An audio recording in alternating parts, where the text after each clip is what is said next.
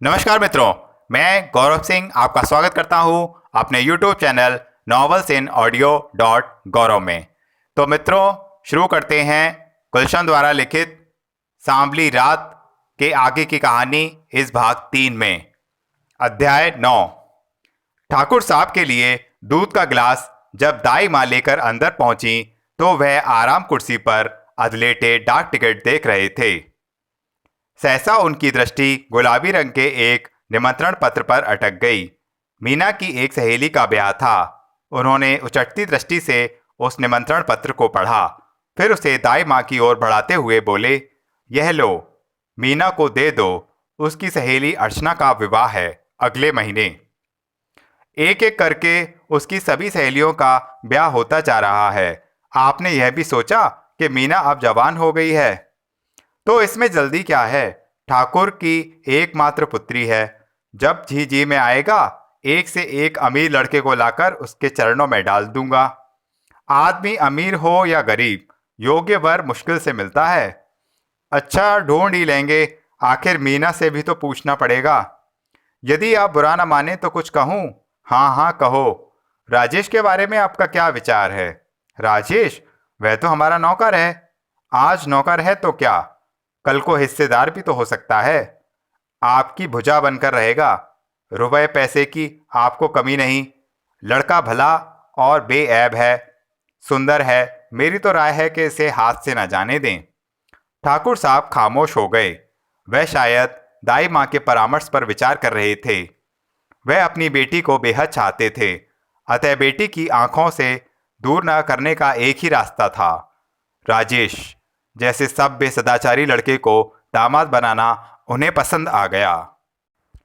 इस बारे में वह कुछ कहने ही जा रहे थे कि मीना सामने दिखाई दी। वह सीढ़ियों से उतरते उतरते रुक गई थी। उन्हें लगा जैसे बेटी ने उनकी बातें सुन ली हैं। मीना पिता को देखकर झेंप गई। शर्मा कर वह बाहर जाने लगी। ठाकुर साहब ने उसे पुकारा। वह रुक गई।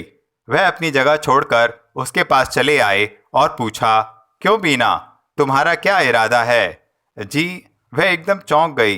राजेश के बारे में बेटी, दाई माँ का कहना है कि हम उसे अपना दामाद बना लें। यह सुनकर मीना लजा सी गई।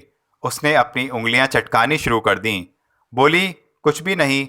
उसको चुप देखकर ठाकुर साहब फिर बोले, हाँ कहो बेटी, तुम्हारी पसंद ही मेरी पसंद है। मन की बात मुझसे मत छुपाओ। डैडी, डैडी, आपकी पसंद ही मेरी पसंद है, मीना ने उखड़ी आवाज में कहा और तेजी से बाहर निकल गई। दाई माँ ने उसे निमंत्रण पत्र दिखाकर रोकना चाहा, लेकिन वह रुकी नहीं। मीना के शर्माने पर दोनों हंस रहे थे। राजेश के कमरे में पहुंचकर मीना ने अपने धड़कते दिल पर मुश्किल से काबू पाया। उसने देखा राजेश बालकनी में एक तस्वीर पर ब्रश चलाने में व्यस्त था। मीना दबे पांव खामोशी से उसकी ओर बढ़ने लगी। आहट से चौंककर राजेश ने अधूरी तस्वीर को पर्दे से ढक दिया। बड़ी मुश्किल से अपने आक्रोश को मुस्कुराहट में बदलकर मीना बोली, किसे ढाल रहे हो रंगों में? अपने प्यार को। उसने प्यार शब्द पर जोर दिया। ओ, मैं भी तो देखूं। अभी तो अधूरी है। कहीं इस चित्र की तरह आपका प्रेम अधूरा ना रह जाए। मीना की बात सुनकर राजेश कुछ देर के लिए सहम गया। उसने खिसियानी सी मुस्कान के साथ कहा, तुम्हें कैसे मालूम? यूं ही। अच्छा छोड़ो, दिखलाना यह तस्वीर। उसने बात का रुख बदल दिया और चित्र की ओर बढ़ी। मीना जिद कर बैठी। इससे पहले कि राजेश उसे रोके, उसने लपक कर चित्र का आवरण पलट दिया। इसी छीना झपटी में चित्र हला और नीचे आ गया। मीना चकित रह गई। तस्वीर उसी की थी। वह हक बकाकर कभी चित्र को और कभी राजेश को देखे जा रही थी। राजेश का माथा पसीने में तर था। मीना ने तुरंत झुककर फर्श से उस तस्वीर को उठा लिया और बोली, चित्र तो पूरा है, फिर भी इसे अधूरा कह रहे हो? नहीं मीना, इसमें अभी रंग भरने हैं। तो भर दो ना, देर किस बात की है? वह आगे बढ़कर राजेश की आंखों में झांकने लगी। राजेश ने उसके हाथ से तुरंत चित्र ले लिया और स्टैंड पर जमाते हुए बोला, ये रंग तो कुछ ही घंटों में ही भर जाएंगे मीना, किंतु प्यार को रंगीन करने में जीवन लग जाता है। तो क्या हुआ, क्यों? कहिए, कब आ जाऊं अपनी तस्वीर में रंग भरवाने? मैं सामने हूं और आप मेरी तस्वीर में रंग भरते रहें। राजेश ने हंसकर मीना के तिरकते होठों को छू लिया। वह बोला, मीना, तुम बातें बहुत सुंदर करती हो। तुम भी तो कम नहीं। और हाँ राजेश, यह सपनों का संसार छोड़ो, मैं तुमसे एक जरूरी बात करने आई हूँ। बातें तो मुझे भी बहुत सी करनी हैं तुमसे, सपनों के प्यार की, और ऐसी भी जो वास्तविकता से संबंधित हैं। तो आओ, अभी नहीं, कहीं अकेले में, उस भीड़ भाड़ से दूर जहाँ किसी का डर ना हो और एकांत वातावरण हो, बस एक मैं और एक तुम। तो कहो, कब कहाँ मिलूं? आज शाम 6 बजे, शिव मंदिर के बगल वाले झरने के पास। तब तो अंधेरा होगा। तो क्या है, तब संध्या डूब रही होगी, सितारे उभर रहे होंगे। इस सांवली रात में मेरा चांद मेरे करीब होगा, तभी तो दिल की बात कह सकूंगा। मीना के मन में प्यार की आंच सुलग उठी थी। उसने सिर हिलाकर वचन दे दिया। वह घर लौट रही थी कि राजेश ने उसे रोक लिया और पास में रखे गुलदान में से एक ऐसे फूल तोड़कर मीना के आगे बढ़ा दिया। तुम अपने हाथ से ही लगा दो मेरे जूड़े में। मीना झूम गई।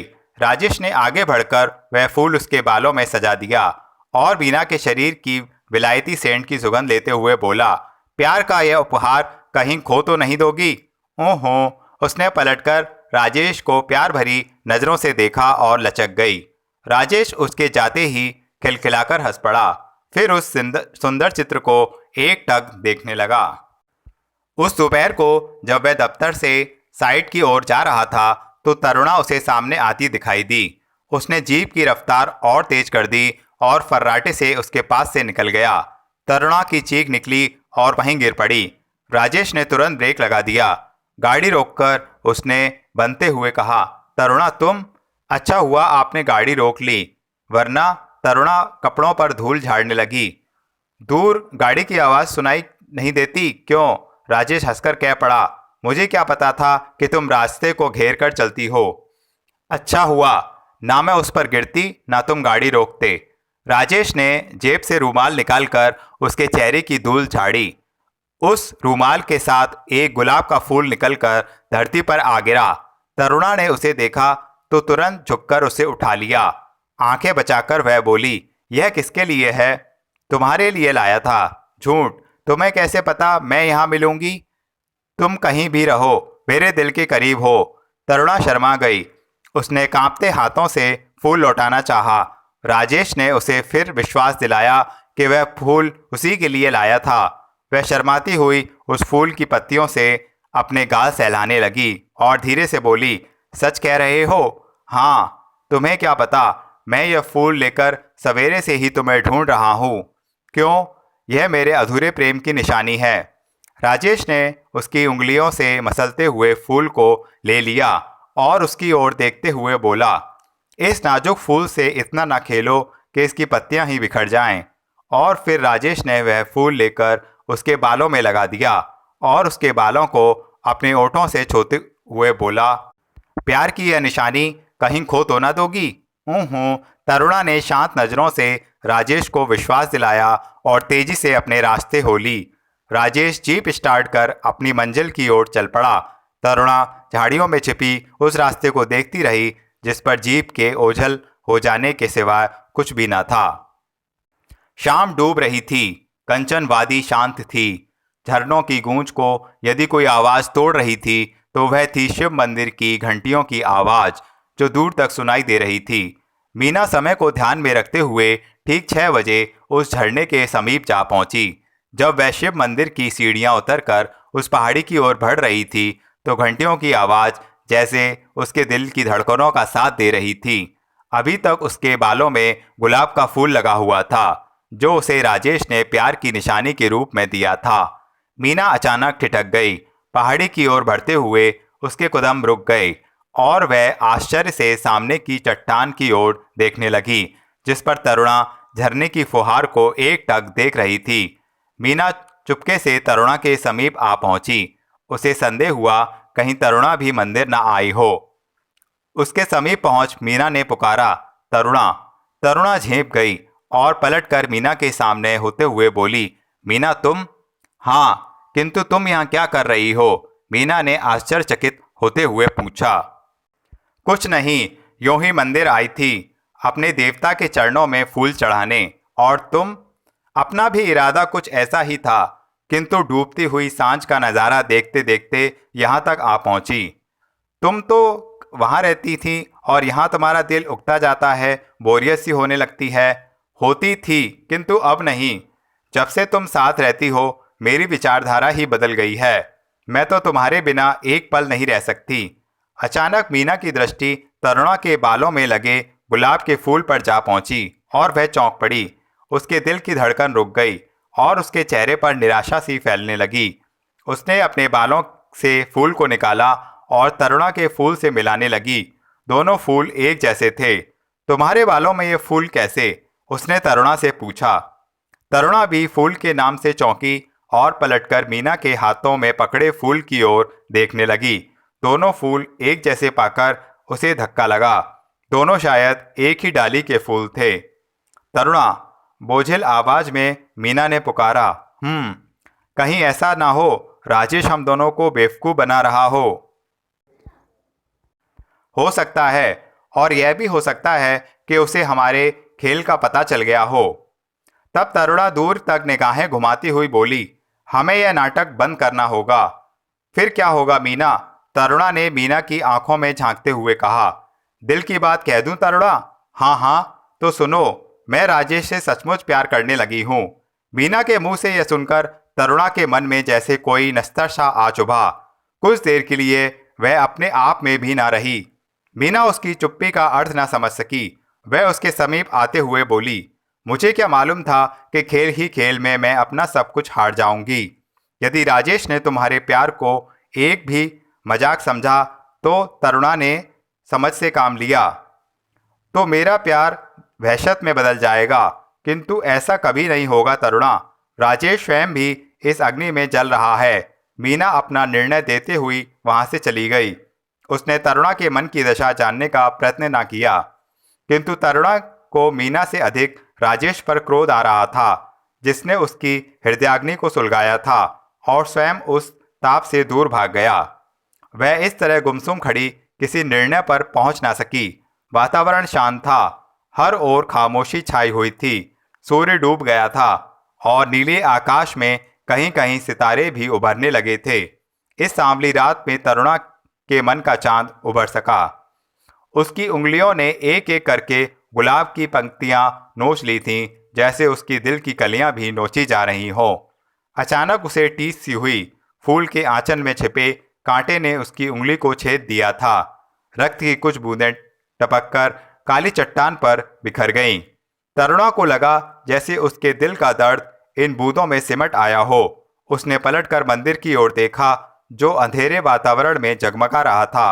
मंदिर की घंटियों के शोर ने उसके मन और मस्तिष्क के बवंडर को जैसे दबा दिया था।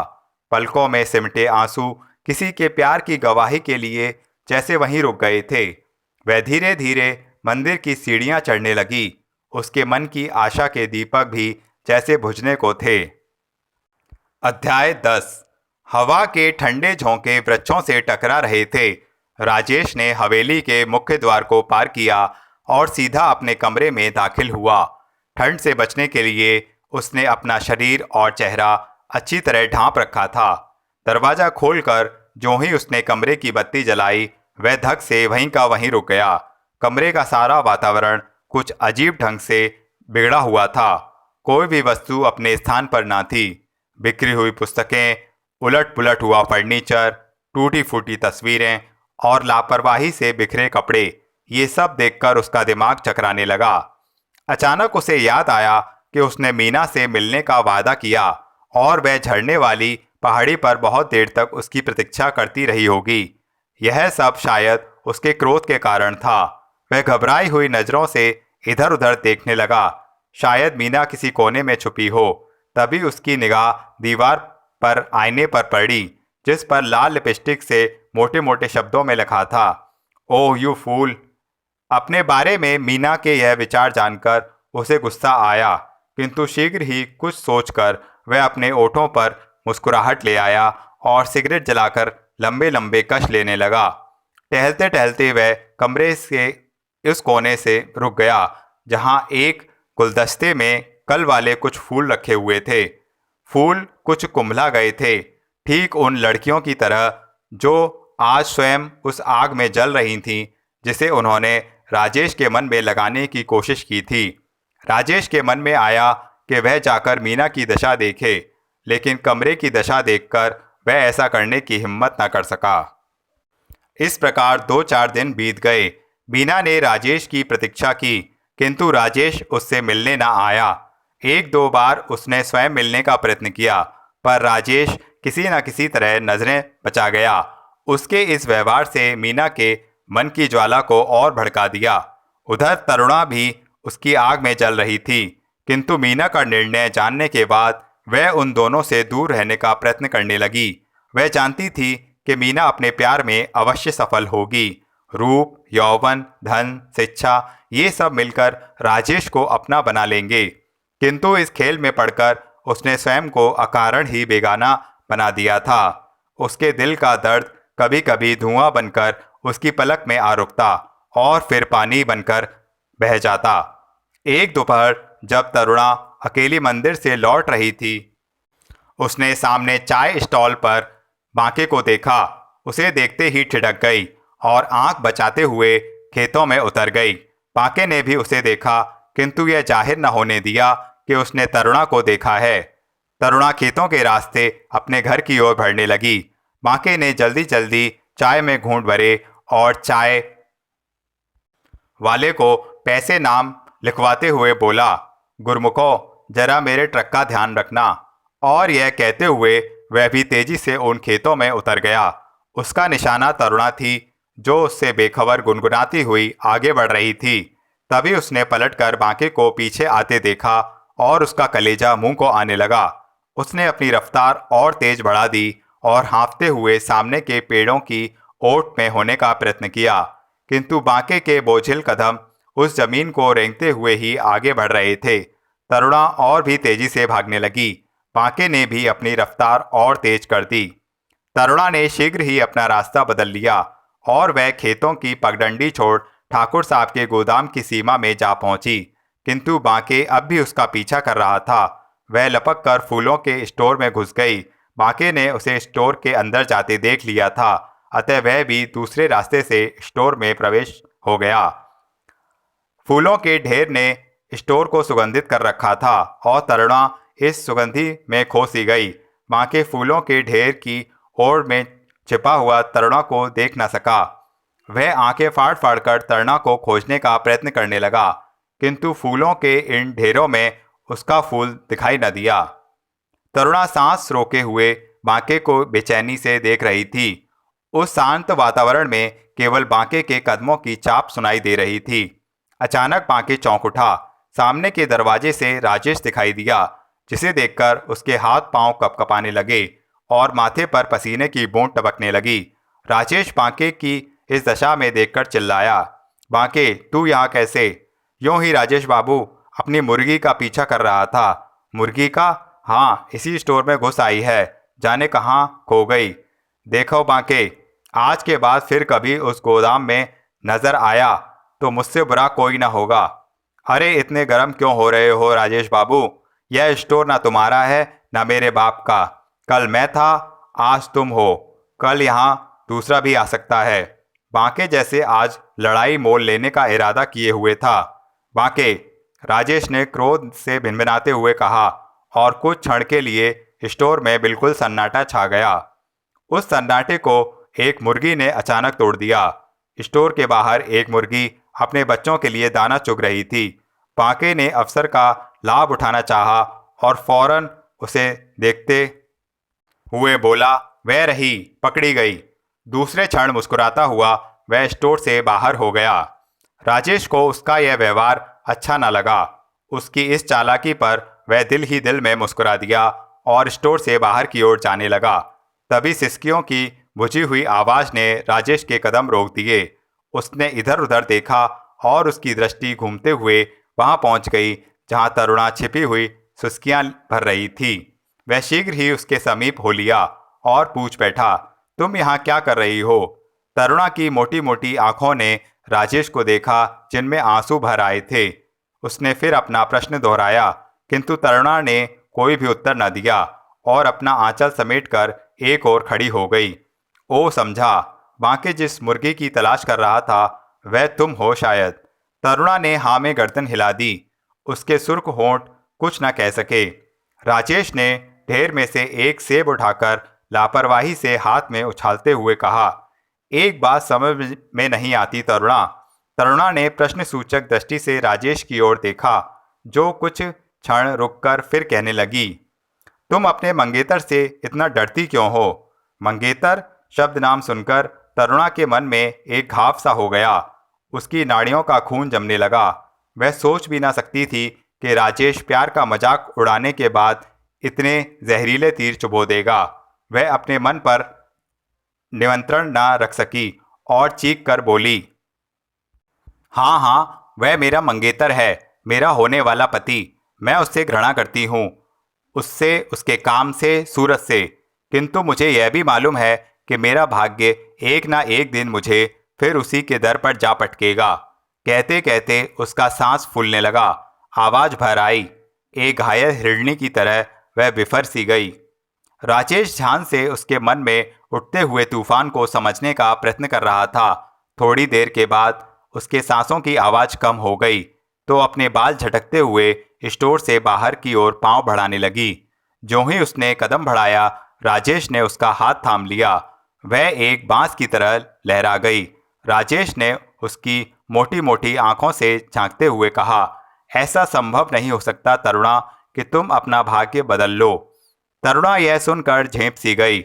उसकी समझ में न आया कि क्या उत्तर दे। फिर बिना समझे वह बोल उठी, भाग्य को कौन बदल सकता है राजेश बाबू? मैं तुम्हारे मार्ग से उस गुंडे को सदा के लिए हटा दूंगा। कैसे? तुमसे ब्याह रचाकर। राजेश, तरुणा के कांपते ओठों से आवाज निकली। उसे लगा जैसे इस वाक्य से राजेश ने उसका संसार ही बदल डाला था। जैसे सैकड़ों सितारे आकाश से टूटकर एक साथ उसकी झोली में आ गिरे थे। जिस झरने की आवाज यह वर्षों से सुनती आ रही थी, आज वह आवाज एक न मिटने वाला संगीत लगने लगा। झील के उस पार बैठे हजारों पक्षी जैसे झील के शांत पानी से आंख मिचौली खेलने लग गए थे। अचानक वह फिर घबरा गई। उसकी आंखों की चमक सहसा समाप्त हो गई। उसके मन के भीतर जैसे भाव मध्यम पड़ने लगे। निगाहों में एक डर सा लहराने लगा और वह चीख उठी, नहीं नहीं, यह सब झूठ है, ऐसा कभी नहीं हो सकता। वह वहां से भाग जाना चाहती थी, किंतु राजेश ने उसे अपने बाहुपाश में ले लिया।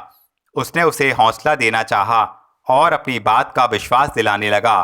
तरुणा उखड़ी आवाज में कह उठी, उस शाम भी तुमने मेरे जज्बात से खेलने की कोशिश की थी, जब मंदिर के निकट बुलाया था। वह मैंने जानबूझकर किया था तरुणा। मैं उस नाटक को ख़त्म करना चाहता था जिसमें फरेबी और चालाकी के सिवा कुछ भी ना था। और अब यह मेरे मन की आवाज़ है, मेरे दृढ़ निश्चय का प्रतीक। किंतु डरता हूँ कि तुम मुझसे आंख मिचौली खेलकर पराई न हो जाओ। उस दिन तुम मेरा मरा मुंह देखोगे। राजेश ने तरुणा के फड़फड़ाते हुए ओठों पर अपना हाथ रख दिया। तरुणा के चेहरे पर मुस्कुराहट छाने लगी और दोनों ने एक दूसरे को मजबूती से पकड़ लिया। वे एक दूसरे के समीप होने लगे। मीना का क्या होगा? अपने मन की धड़कनों पर नियंत्रण करते हुए तरुणा ने पूछ ही लिया। वह भी तुम्हें बहुत चाहती है। चाहने और प्यार करने में बहुत अंतर है तरुणा। चाहने वाले तो कई होते हैं, किंतु मर मिटने वाला कोई एक ही। तभी जीप की आवाज ने दोनों को चौंका दिया। ठाकुर और उसकी बेटी मीना जीप रोककर नीचे उतरे। तरुणा घबरा गई और जल्दी से फूलों के ढेर की ओट में हो गई। उसने अपने आप को समेटकर एक अंधेरे कोने में छुपा लिया। राजेश ने भी अपने आप को संभाला और स्टोर से बाहर आने लगा। सामने के दरवाजे से मीना आ रही थी। राजेश को देख उसने मुस्कुराकर हेलो किया। राजेश ने संकेत से उत्तर दिया और बोला, हेलो मीना। आज पकड़े गए। जब देखो आंख चुराकर निकल जाते हो। क्या करूं, तुम्हारे आने से डरता हूं। क्यों? तुम्हारा क्रोध देखकर। ओ आई सी। मीना यह कहकर खिलखिला पड़ी और उस दिन के क्रोध के लिए दुख प्रकट करने लगी। उसने लपक कर राजेश के कंधों का सहारा लिया और प्यार से कहने लगी, आई एम सॉरी राजेश। उस दिन का गुस्सा मैं रोक ना सकी। ना मालूम आईने पर क्या लिख दिया था। और हाँ, तुमने भी तो मजाक बनाया था हम दोनों का, लेकिन तुम लोगों से कम। खैर जाने दो। अच्छा हुआ तुमने हम दोनों की आंखें खोल दी। हमने अपनी भूल मान ली है और रास्ते बदल दिए हैं। क्या कोई नया रास्ता निकाला है मुझे बनाने का? नहीं राजेश, नाटक खत्म कर वास्तविकता का सहारा लिया है हमने। वह कैसे? तुम तो जानते हो तरुणा बांके की मंगेतर है। हाँ सुना है। वह बेचारी तो प्यार की बात सोच भी नहीं सकती, और फिर एक अनपढ़ गंवार तुम्हारा साथ भी क्या देगी? तो फैसला कर लिया है मैंने कि वह तुम्हारे रास्ते से सदा के लिए हट जाए। ओह, और तुम? हम दोनों एक दूसरे के प्रेम में पागल हो जाएंगे।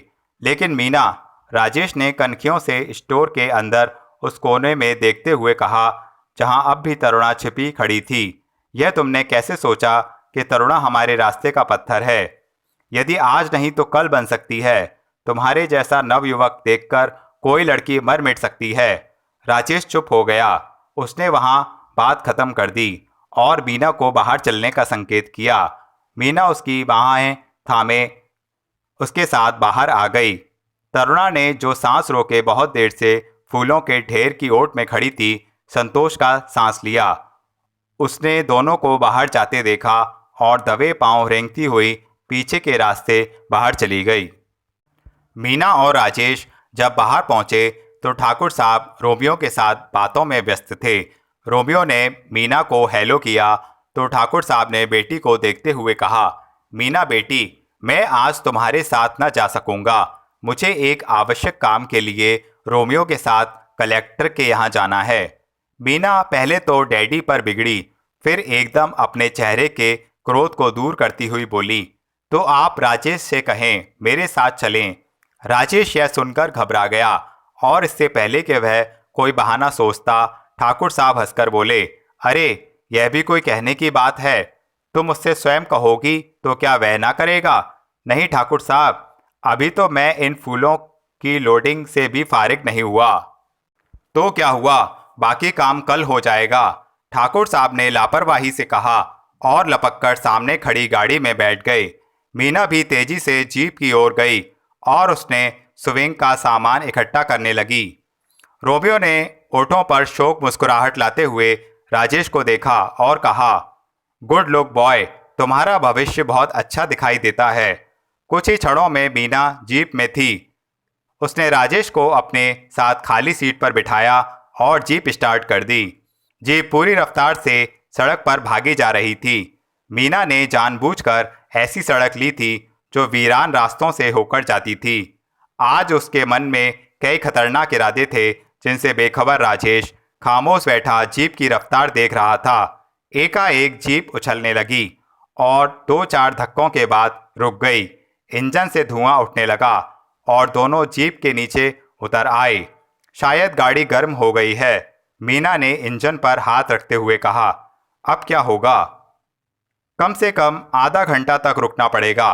और मीना ने कुछ ही दूर पहाड़ियों के बीचों बीच एक सुंदर झील की ओर संकेत किया। डूबती हुई शाम में झील की सुंदरता राजेश को प्रभावित किए बिना न रह सकी, किंतु उसका चेहरा गंभीर था। मीना ने जीप से अपना सामान निकालते हुए राजेश की ओर देखा। तुम्हें तैरना आता है राजेश? हाँ, राजेश ने अनमने मन से कहा। तो आओ मेरे साथ। देखो तो वह नीली झील अपने हाथ फैलाए हमारा स्वागत कर रही है, किंतु जिस पानी की गहराई की जानकारी ना हो, मैं उसमें कभी नहीं उतरता। यानी तुम डरपोक हो?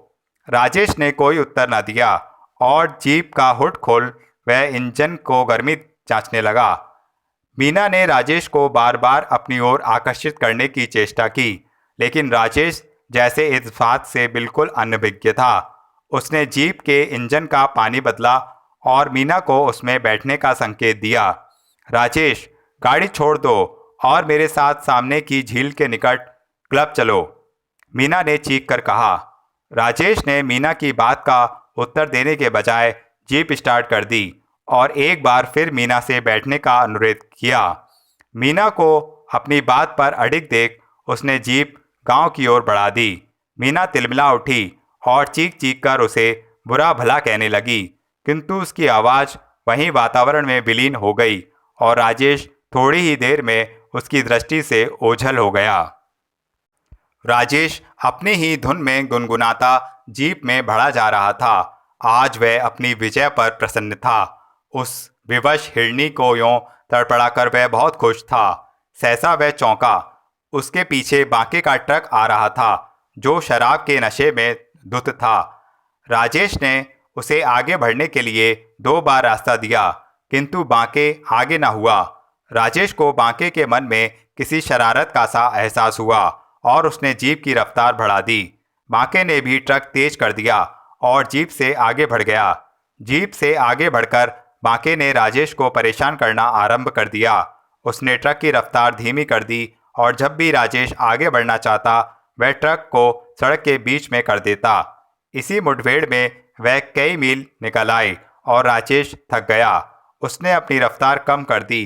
बांके ने उसकी टूटती हिम्मत को नापा और उसे आगे निकल जाने का इशारा किया। राजेश ने जो ही ट्रक से आगे बढ़ने के लिए जीप को ट्रक की बगल से निकाला, बांके ने ट्रक को सड़क के बीच में ले लिया। राजेश ने टकराव को बचाने के लिए जीप को सड़क के किनारे में लेना चाहा। इसी बीच जीप सड़क के साथ की ढलान में नीचे उतर गई और किनारे के एक पेड़ से जाकर टकराई। एक धमाका हुआ, वीराने में गूंज कर रह गया। उसी सन्नाटे में बांके के ट्रक की आवाज़ भी गुम होती चली गई। राजेश की मां शांति देवी स्टेशन से उतरकर सीधे ठाकुर साहब की हवेली पहुंची। जब से उसे पता चला था कि उसका पुत्र जीप दुर्घटना में घायल हुआ है, वह बेचैन थी और इसी बेचैनी में वह गांव पहुंची थी।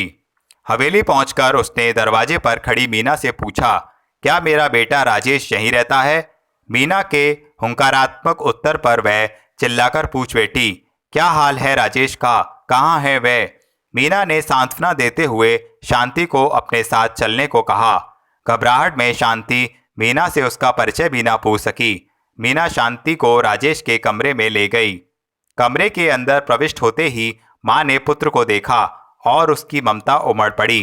राजेश के ओठों पर मुस्कुराहट देख जैसे उसका जमा हुआ खून फिर से गर्म होकर रगों में दौड़ने लगा।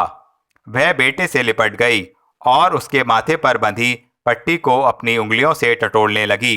राजेश ने माँ के हाथों को चूमते हुए कहा, घबराओ नहीं माँ, मैं बिल्कुल ठीक हूँ, मामूली सी चोट लगी थी। इसे तो मामूली सी चोट कहता है मेरे लाल? इतनी बड़ी दुर्घटना, मैं तो सुनकर डर गई थी। तेरे बेटे को कुछ हो ना गया हो इसलिए ना? राजेश वाक्य पूरा करते हुए मुस्कुरा दिया। शांति ने बेटे के चेहरे पर नजरें गाड़ दी। राजेश फिर बोल पड़ा, जिस बेटे को माँ का आशीर्वाद हो उसका कोई कुछ नहीं बिगाड़ सकता माँ। किंतु यह सब हुआ कैसे? यह एक कहानी है माँ, छोड़ो उसे, अपनी सुनाओ। यहाँ पहुँचने में कोई कष्ट तो नहीं हुआ? नहीं। मीना भी सामने खड़ी माँ बेटे की बातें सुन रही थी, किंतु उसने महसूस किया कि राजेश को उसकी उपस्थिति का ध्यान भी न था। उसे इस बात का धक्का लगा और वह चुपचाप कमरे से बाहर जाने लगी। सहसा राजेश ने उसे बाहर जाते देखा और आवाज़ दी, मीना, माँ से नहीं मिलोगी? और राजेश ने मीना का परिचय माँ से करा दिया। माँ भी यह जानकर बहुत प्रसन्न हुई कि ठाकुर साहब की लड़की राजेश की इतनी देखभाल करती है। वह कह उठी, कितनी सुंदर और सुशील लड़की है यह। हाँ माँ, केवल देखने में ही नहीं, व्यवहार में भी यह इतनी ही अच्छी है। माँ बेटे के मुंह से अपनी प्रशंसा सुनकर मीना फूली ना समाई, किंतु वह जानती थी कि राजेश के मन में क्या है। इससे पूर्व के राजेश कोई व्यंग करता वह चुपके से कमरे से बाहर चली गई।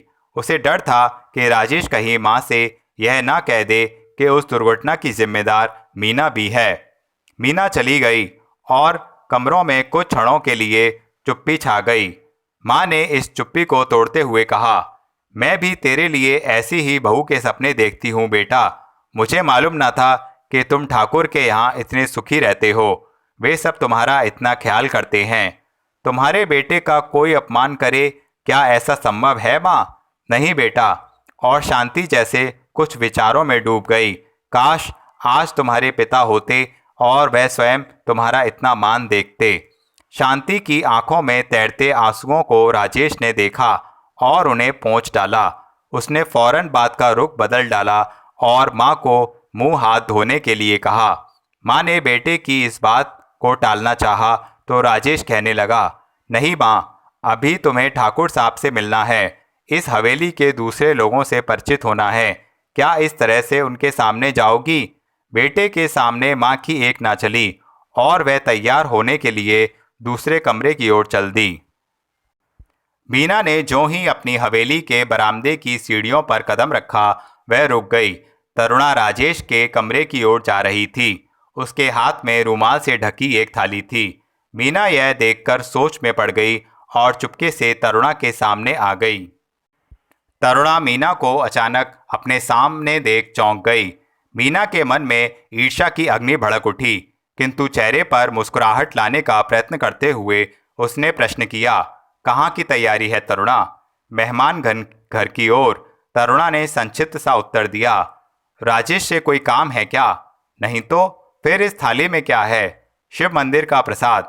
राजेश का कष्ट टल गया है।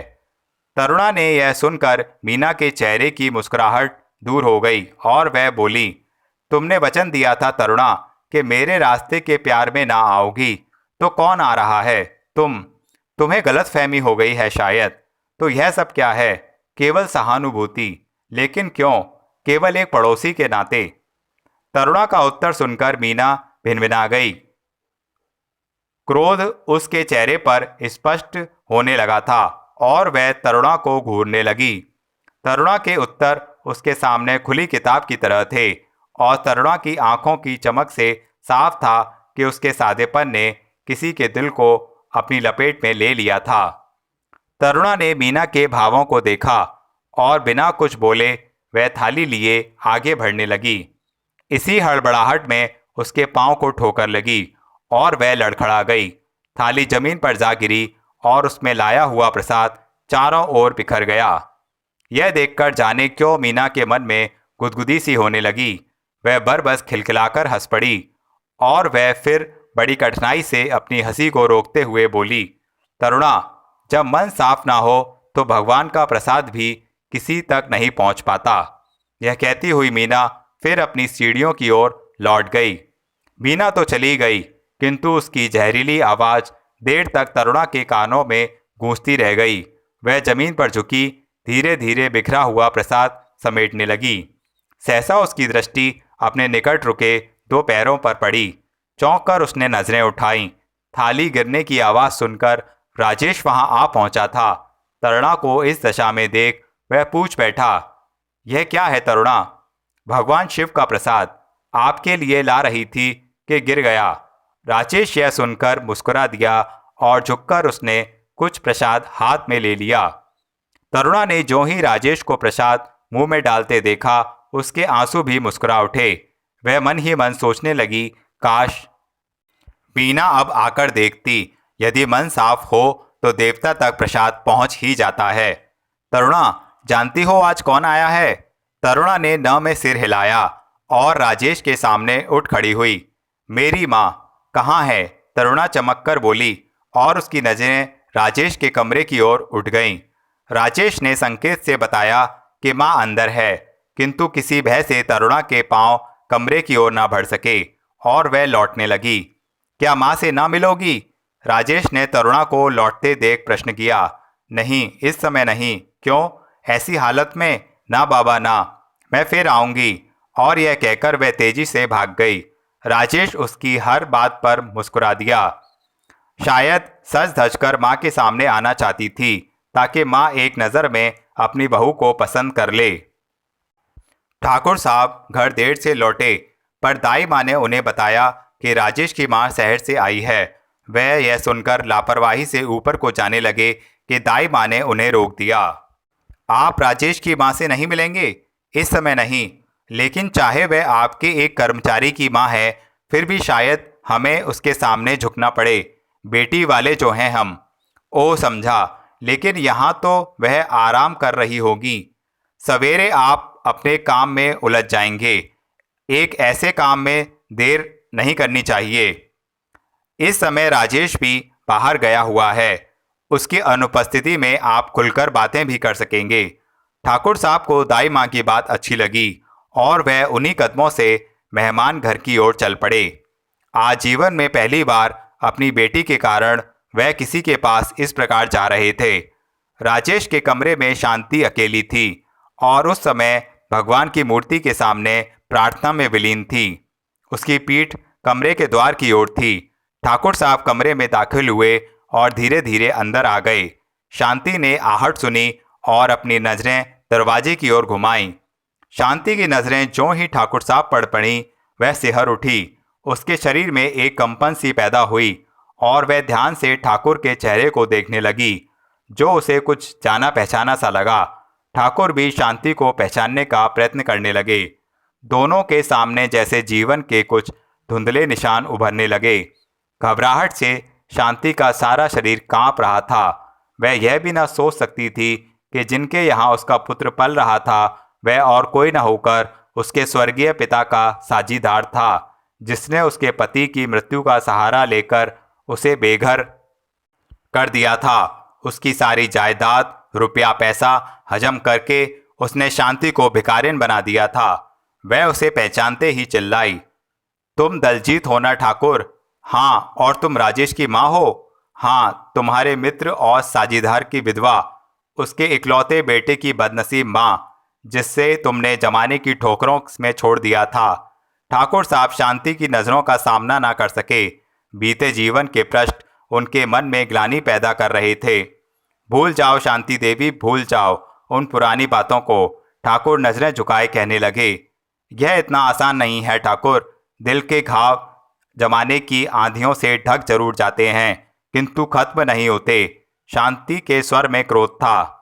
तो मैं उन्हें आज खत्म कर दूंगा, उनमें जहर भरकर। शांति क्रोध में चीख उठी। नहीं, बल्कि उसमें अमृत डालकर शांति देवी, अपने का पाप का प्रायश्चित करके, तुम्हारे सभी अधिकार राजेश को लौटाकर। शांति ठाकुर को इतना बदलता हुआ देखकर सहम गई। उसे उसकी बात पर विश्वास न हो रहा था और अब भी वह ठाकुर की इन बातों को फरेब समझ रही थी। किंतु जब उसने ठाकुर की आंखों में आंसू देखे तो थोड़ी देर के लिए उसका मन भी चीख उठा। वह धीरे से कह उठी, ठाकुर, यह तुम क्या कह रहे हो? हाँ शांति देवी, मेरे पाप का प्रायश्चित यही है। तुम क्या जानो, इतने वर्ष तुम्हें कितना खोजा। भगवान ने मुझे मेरे पापों की सजा दी। उसने मुझसे मीना की माँ को छीन लिया। मैं इस भरे संसार में अकेला रह गया। और थोड़ी देर रुककर ठाकुर कहने लगे, किंतु आज मीना बड़ी हो गई और मेरे उजड़े घर में फिर से बाहर आ गई। मैंने एक निश्चय भी कर लिया। वह क्या? प्रश्नसूचक दृष्टि से शांति ने उसकी ओर देखा। मीना और तुम्हारे राजेश का विवाह। शांति ने जो ही यह सुना, उसके कानों में जैसे एक साथ सैकड़ों शहनाइयाँ बजने लगीं। आकाश के झिलमिलाते सितारों ने उसकी झोली में खुशियों की बौछार कर दी। उसकी आंखों में प्रसन्नता के आंसू उमड़ आए। ठाकुर साहब के एक ही वाक्य में जैसे उसकी वर्षों की पीड़ा को समाप्त कर दिया था। उसके कांपते ओठ कुछ कहना चाहते थे, किंतु कह न सके। क्या सोच रही हो राजेश की माँ? भूल जाओ पुरानी बातों को और मेरी बेटी को अपने गले लगा लो। हाँ, कह दो, जीवन के सभी कांटे फूल बन जाएंगे और मैं भी इसी जिंदगी में अपने पापों का बोझ उतार सकूंगा, तुम्हारी अमानत तुम्हें लौटाकर। शांति खुशियों की इतनी बौछार जैसे सहन न कर सकती थी। उसने ठाकुर की सारी बातें मान लीं, किंतु उसके मुंह से कोई शब्द न निकल सका। उसने अपने बेटे की खुशी के लिए आज अपने सभी दुख भुला दिए थे। वह जीवन भर एक बेटी के लिए तरस रही थी और आज वह उसे बहू के रूप में दिखाई दे रही थी। रात का पहला पहर था। राजेश अपने कमरे में पहुंचा तो शांति उसकी प्रतीक्षा में थी। राजेश माँ के लिए कुछ चीज़ें लाया था, एक शॉल, स्वेटर और कुछ कपड़े। यह सब देखकर शांति आश्चर्यचकित हो गई और पूछने लगी, यह सब क्या है? किसके लिए है? तुम्हारे लिए माँ। लोग यह ना सोचें कि राजेश की माँ किसी से कम है। शांति बेटे की इस बात से गुदगुदा उठी। वह खामोशी से चीज़ें देखने लगी। राजेश ने जेब से जैसे ही माँ के लिए लाई दवाई निकाली, उसके साथ मोतियों का एक सफ़ेद हार भी निकलकर गिर पड़ा। माँ ने हार को उठा लिया और बेटे की ओर देखने लगी। राजेश झेम गया। यह किसका है राजा? राजेश कोई उत्तर ना दे सका। उसकी आंखें झुक गईं, किंतु वह माँ की प्रश्नसूचक दृष्टि से न बच सका और उखड़ी हुई आवाज में बोला, माँ, यह तुम्हारी बहू के लिए है। यह सुनकर शांति खिल गई। उसने बात और ज़्यादा खोलना उचित न समझा और मुस्कुराहटते हुए हार राजेश के हाथों में दे दिया। तो जाओ, पहना दो उसे। ऐसी भी क्या जल्दी है माँ? और वह माँ से आंख चुराते हुए दूसरे कमरे में चला गया। उसने हार को फिर अपनी उंगलियों में लहराया और उसके हर मोती में उसे तरुणा की छवि दिखाई दे रही थी। सुबह सुबह जैसे ही मीना की आंख खुली, उसने अपने बिस्तर पर फूलों का गुलदस्ता पड़ा देखा। वह कुछ झेंपी और इधर उधर देखकर उस गुलदस्ते को उसने अपनी नाक में लगा लिया। फूलों की मधुर सुगंध उसे अच्छी लग रही थी। तभी दाई माँ चाय लेकर अंदर दाखिल हुई। क्यों दाई माँ, आज इतने सवेरे चाय क्यों? आज से तुम्हें सुबह सवेरे ही उठना होगा। अपनी कई आदतें बदलनी होंगी। वह क्यों? राजेश की माँ के लिए। जानती है, वह मान गई है। दाई माँ की बात सुनकर जैसे मीना के शरीर में गर्मी आने लगी। उसने आश्चर्य से दाई माँ की ओर देखा। दाई माँ ने ठाकुर साहब और राजेश की माँ का निर्णय मीना को बता दिया और यह भी बता दिया कि शीघ्र ही उसका विवाह राजेश से हो जाएगा। मीना को इस बात का विश्वास न हो रहा था। वह बहकते हुए इधर उधर देखकर दाई माँ से बोली, राजेश ने क्या कहा है? वही जो उसकी माँ ने कहा है पगली। इतने बड़े आदमी की इकलौती बेटी, वह भी इतनी सुंदर। राजेश के तो भाग्य खुल गए हैं। मीना के मन में खुशियाँ फूटने लगी। उसका दिल झूम उठा और उसने फूलों के गुलदस्ते को उठाकर बार बार चूमना शुरू कर दिया। वह यह भी भूल गई कि दाई माँ उसकी ओर घूर रही थी। फूलों की महक ने उसकी नशों में नशा सा भर दिया। मीना, तुम्हें यह गुलदस्ता आज नाश्ते के समय राजेश के हाथों में देना है। दाई माँ की यह बात सुन मीना बेचैन हो गई। उसने जल्दी जल्दी बिस्तर छोड़ा और खिड़की के निकट आकर प्रातःकाल की ठंडी हवा का मजा लेने लगी और जो उसके शरीर में सरसराहट सी छेड़ रही थी। बाहर बगीचे में हवा से लहराती डालियां मस्ती से झूम रही थीं।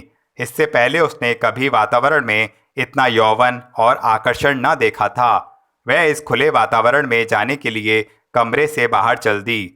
हरी भरी और लहराती झूमती ढालियों से अटखेलियां करती वह दूर तक निकल आई। पेड़ों के झुरमुट में पक्षियों ने अपने राग छेड़ रखे थे। वह इसी धुन में बढ़ती हुई पास की झील तक जा पहुंची। सहसा मध्यम सी किसी सुरीली हंसी ने उसके पांव रोक दिए। उसे वह ध्वनि परिचित सी लगी और वह चौकन्नी होकर ध्यान से सुनने लगी। वह हंसी तरुणा की थी और साथ ही राजेश की आवाज़ भी उसे सुनाई दी। उसे यूं लगा जैसे उसके सारे स्वप्न बिखर कर मिट्टी में मिल गए थे। वह धीरे धीरे अपने पैरों की आहट को बांधे पेड़ों के एक घने झुंड की ओर ओट में जा छुपी और इधर उधर देखने लगी। सामने झील के किनारे एक सफ़ेद पत्थर के सहारे तरुणा राजेश के सम्मुख बैठी और राजेश उसके गले में मोतियों का हार पहना रहा था। यह देख मीना के तन में आग लगने लगी। उसने सुना राजेश तरुणा से कह रहा था, जानती हो तरुणा, कल रात माँ ने इस हार के बारे में पूछा तो मैंने क्या उत्तर दिया? क्या यह हार तुम्हारी बहू के लिए है? वह क्या बोली? तरुणा ने लजाते हुए राजेश की ओर देखा। यह सुनकर तरुणा की हंसी छूट गई और हंसते हंसते उसका सांस फूलने लगा। अब और क्या लाओगे मेरे लिए? वह रुकते हुए बोली। अपने आप को। तरुणा शर्मा गई। राजेश ने अपने ओठों से उसकी थोड़ी को उठाया और उसकी सजीली आंखों में झांकने लगा। सच तरुणा, अब तो तुम्हारे बापू से कहना ही पड़ेगा कि वह शीघ्र ही तुम्हें दुल्हन बना दें और मैं सहरा बांधकर तुम्हें ले जाऊं। तो देर क्या है? तरुणा की पैर की उंगलियां पत्थर को कुरेदने का यत्न कर रही थीं। सोचता हूं कि कहूं कैसे। माँ से कह दो, वह खुद ही बापू से बात कर लेगी। तरुणा ने कुछ सोचकर सुझाव दिया और उठकर घर की ओर बढ़ने लगी। जरा रुक जाओ तरुणा, ओहो देर हो गई। बापू नाश्ते के लिए मेरी राह देख रहे होंगे। और वह चली गई। राजेश कुछ देर तक झील के पानी में खड़ा कंकड़ मारता रहा और फिर वह भी अपने घर की ओर चल पड़ा। मीना ने वृक्षों की ओट में वह सब देखा। उसे यूं लगा जैसे उसके सामने फिल्म का कोई दृश्य चल रहा था जो अचानक रील के कट जाने से खत्म हो गया हो। वह शून्य सी कुछ सोच रही थी। अचानक उसे पत्तों में कुछ सरसराहट सी सुनाई दी, जैसे कोई उसकी ओर बढ़ रहा था। वह चौंक गई और घबराहट में पीछे की ओर घूम गई। साथ वाले पेड़ों के झुंड के पास बांके खड़ा उसकी ओर देख रहा था। उसकी आंखों में लाल डोरे झलक रहे थे, किंतु ओठों पर जहरीली मुस्कुराहट नाच रही थी। बांके, तुम? मीना के मुंह से सहसा निकला, जैसे उसे देखकर अपने आप में ना रही हो। बांके जमीन पर बिछे पत्तों को रौंदता हुआ उसके और निकट आ गया और भद्दी सी हंसी हंसते हुए बोला, क्यों, अपने प्यार का तमाशा देख रही थी आप? उसके शब्दों में व्यंग था। प्यार का तमाशा? जैसे मीना इस प्रश्न के लिए तैयार न थी। वह कपकपा उठी। घबराइए नहीं मीना देवी, मैं और आप एक ही नाव में चल रहे हैं। अंतर केवल यह है कि आप जलती हैं तो उफ तक नहीं करती, और मैं जलता हूँ तो सबको जलाकर ही दम लेता हूँ। मीना संभल गई। बांके ने उसकी ईर्ष्या की अग्नि और भी भड़का दी थी, किंतु इसका हल क्या है? राजेश के प्यार का खून। बांके ने मीना के चेहरे पर हाव भाव पड़ने की चेष्टा की। खून? शब्द सुनकर मीना की हल्की सी चीख निकल गई। उसने बांके के चेहरे की ओर देखा, जिस पर उसके भयानक इरादों की छाप स्पष्ट थी। वह कुछ उत्तर न दे सकी। बांके फिर बोला, मैं तरुणा से विवाह कर लूंगा। मीना को बांके की यह योजना पसंद आई और उसके मन में एक विशेष प्रकार की प्रसन्नता होने लगी। ठीक है, उससे विवाह करके तो मुझ पर बहुत बड़ा एहसान करोगे बांके, मुझ पर, मेरे प्यार पर, किंतु मुझे उसके लिए आपकी मदद की ज़रूरत होगी। वह कैसे? आपके डैडी इस बस्ती के सरपंच हैं। वह पंचायत का फैसला मेरे हक में सुना सकते हैं। मीना पहले तो यह बात न समझी, किंतु बांके ने जब उसे बताया कि वह तरुणा से विवाह के लिए पंचायत बुला रहा है और पंचायत से उस विवाह का निर्णय लेना चाहता है, तो वह सब कुछ समझ गई। तो मित्रों, इसी के साथ सांवली रात का भाग 3 समाप्त हुआ। इससे आगे की कहानी सुनने के लिए आप सांवली रात भाग 4 जरूर सुनिए, वह इसका अंतिम भाग है। मित्रों, यह कहानी आपको अवश्य ही पसंद आ रही होगी, तो प्लीज़ इसे लाइक कीजिए और मेरे चैनल को सब्सक्राइब कीजिए। बेल आइकन का बटन ज़रूर दबाइए ताकि आपको मेरे नोटिफिकेशन समय समय पर मिलते रहें। धन्यवाद।